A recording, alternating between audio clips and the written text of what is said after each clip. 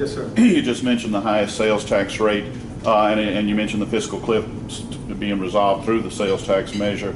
As you know, there were 20 Republicans who voted against every single sales tax measure. There was also one Democrat, John Milkovich, in the Senate.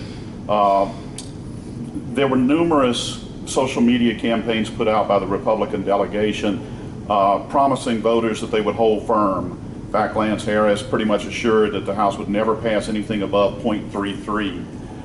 And yet, toward the end, there was a complete collapse in that regard, and the governor, in his admission, he smoked a cigar on the last day of the legislative session.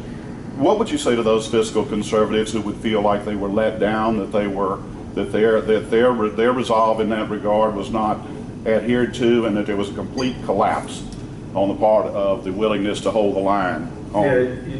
So the question is, what's my message to those that did hold the line during a regular session and didn't want to raise revenues? I tell you, if I was in the legislature today, or if I had taken that vote, I would have voted no. And let me tell you why. Just a couple years ago, we promised the citizens of Louisiana that we were going to raise our sales tax a penny, and in 27 months, we were going to have tax reform and structural reform of our budget. Neither happened. For the reasons, a lot of people can point fingers on why, but it didn't happen. That was the responsibility of the governor and the legislature, period. You know, some of this is, it's too easy to get out, which is why I pushed for 27 months. I didn't want it to be easy that you could get out of it. Now they're going to have 7 years to look at it. And you want to bet how long it's going to take them to do it? 6 years and 360 days. You know, I mean, that's the nature. That's how we are as human beings, and I understood that. So I could very easily tell you why I voted no. Now, I can't tell you why all these folks voted no, but I would have voted no simply for that reason.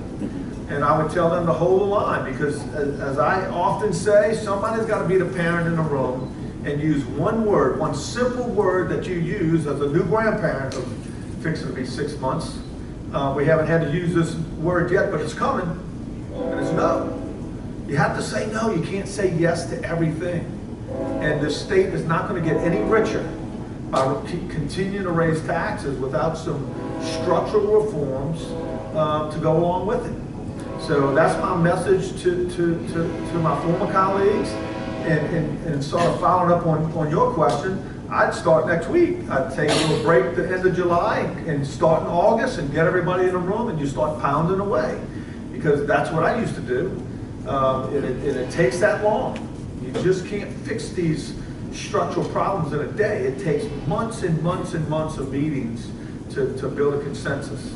Well, could I have a quick follow-up? If it turns out that through this measure, the fiscal year that we're about to enter ends up with, say, a $400 million surplus as a result of this, do you think there will be an incredible backlash about the inaccuracies of the projected fiscal cliff, and that it was greatly exaggerated, and therefore a clamor to repeal a portion of this 0.45?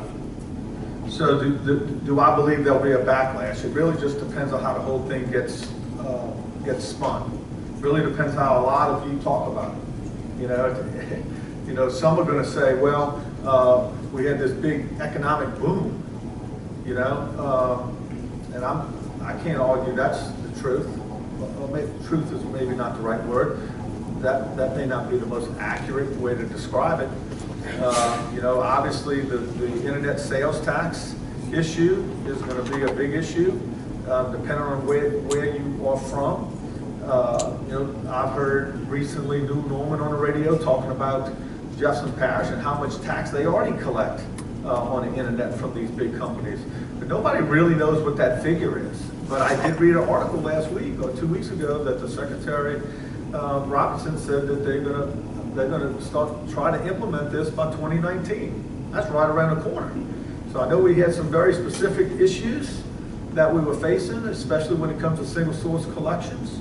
And I'm curious to see how that happens, and then how much revenue we raise. Because here's the bottom line. we truly spend as a government every penny we have.